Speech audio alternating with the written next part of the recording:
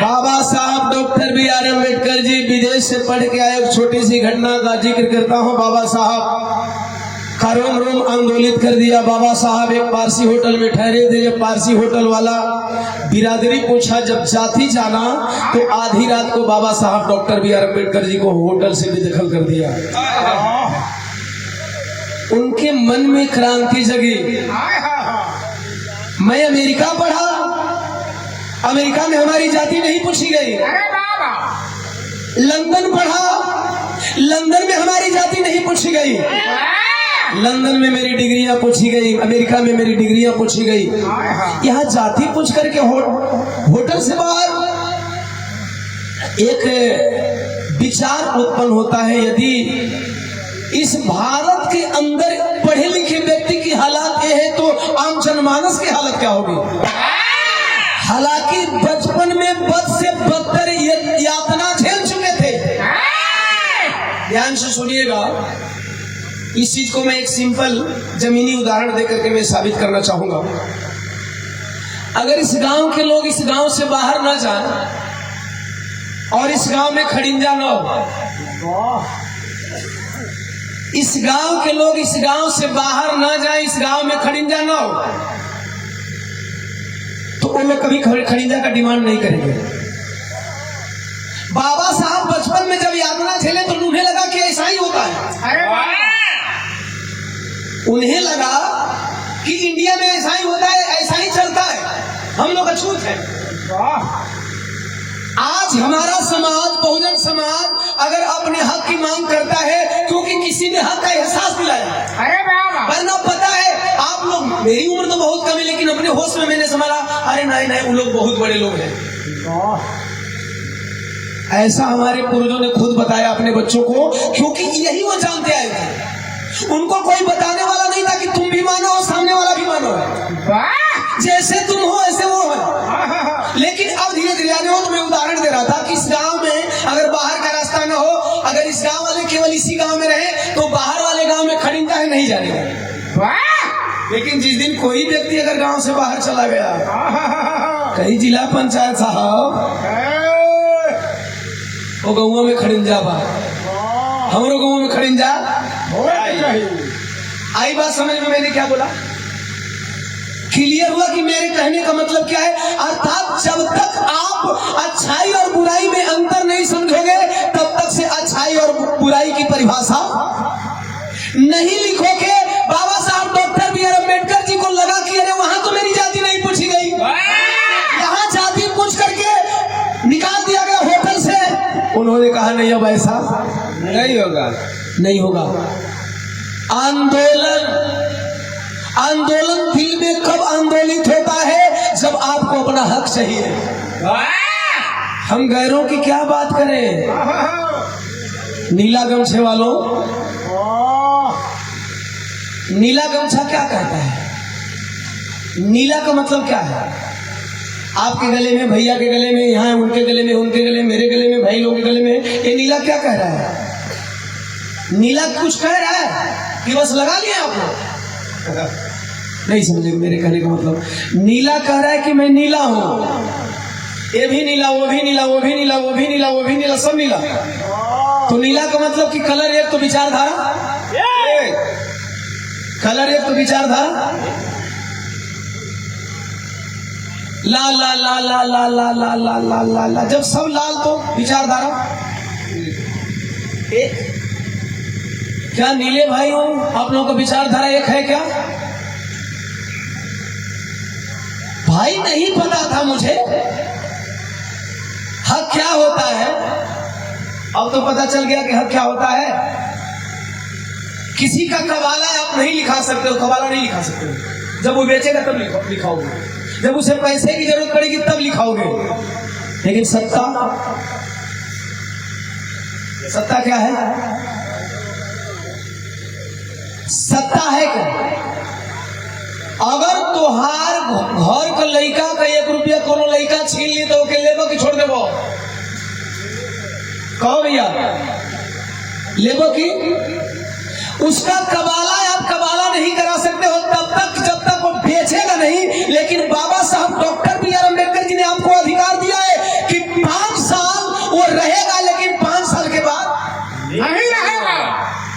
आइए इस पॉइंट पर भी मैं आता हूँ।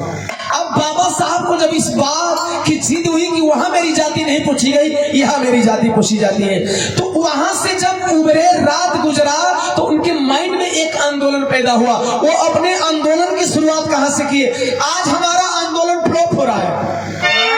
आज हमारे सभी आंदोलन, अभी सम्मानीय गृह मंत्री अमित शाह जी ने कहा भीम भीम भीम भीम भीम, इतना भगवान का नाम लिए होते तो स्वर्ग चले जाते, और सभी दल के लोगों ने बहिष्कार किया। आप माफी मांगो, क्या मांग लिए? क्या अमित जी से किसी ने माफी मंगवा लिया क्या?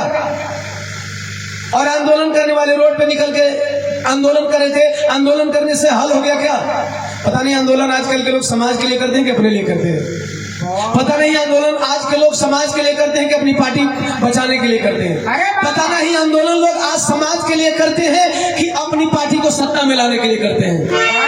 समझ लीजिएगा, मैं समझाऊंगा नहीं, एक लाइन कहूंगा, आप लोग समझ लीजिए कि आज के लोगों का आंदोलन अपने लिए होता है कि आप लोगों के लिए होता है। बाबा साहब के एक आंदोलन का उदाहरण देने जा रहा हूं, आप समझ लेंगे कि आंदोलन होता क्या है, आंदोलन कैसा होना चाहिए। बाबा साहब ने एक तालाब था, जिस तालाब का नाम आप लोग जानते हैं, आंदोलन में महार आंदोलन, तालाब का नाम चौदार था। चौदार तालाब में पानी पीने का अधिकार हमको आपको नहीं था। उस तालाब में बकरी पानी पी सकती थी, भेड़ पानी पी सकती थी, बैल पानी पी सकता था, गधा पानी पी सकता था, लेकिन गधा चराने वाले गधे पानी नहीं पी सकते थे।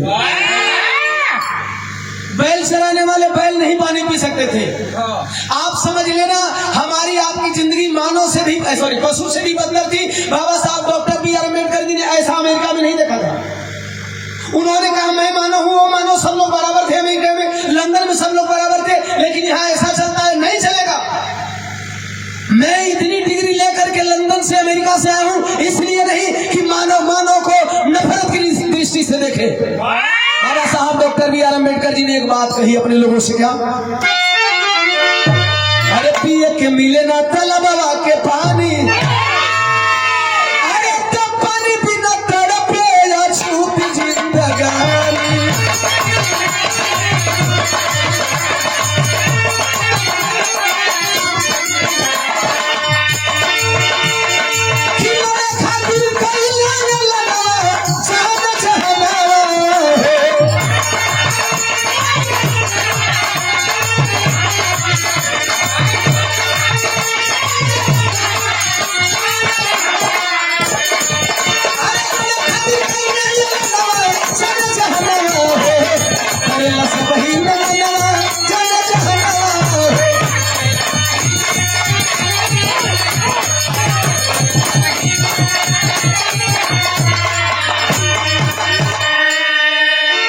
नफरत जाति से नहीं होनी चाहिए, नफरत व्यवस्था से होनी चाहिए।